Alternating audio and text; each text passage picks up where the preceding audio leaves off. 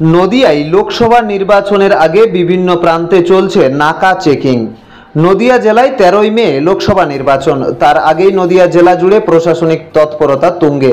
এদিন নদিয়ার রানাঘাট পুলিশ জেলার উদ্যোগে শান্তিপুরের বিভিন্ন প্রান্তে নাকা চেকিংয়ের ব্যবস্থা করা হয়েছে।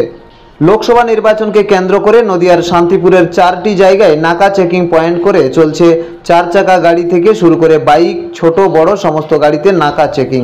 শান্তিপুর থানা এলাকার গুপ্তিপাড়া ঘাট সংলগ্ন এলাকায় সকাল থেকে রাত পর্যন্ত এই নাকা চেকিং চলছে।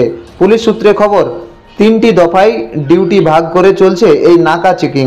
যদিও ভোটের আগে এই নাকা চেকিং হওয়াতে ভোটের সময় অপ্রীতিকর ঘটনা কিংবা বেআইনি অর্থ, অস্ত্র, মাদক দ্রব্য বিভিন্ন জিনিস লেনদেন অনেকটাই রোখা যাবে বলে মনে করা হচ্ছে।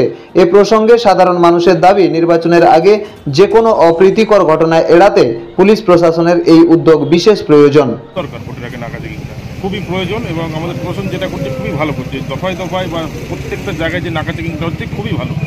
এতে করে কি মনে হচ্ছে ভোটের সময় যে বিশৃঙ্খলা হয়, অশান্তি হয়, সেগুলো রোখা যাবে? অবশ্যই, চেষ্টা তো তাই চলে।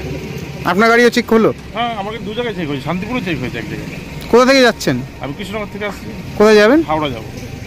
কি নাম আপনার? আমার নাম সঞ্জু খান।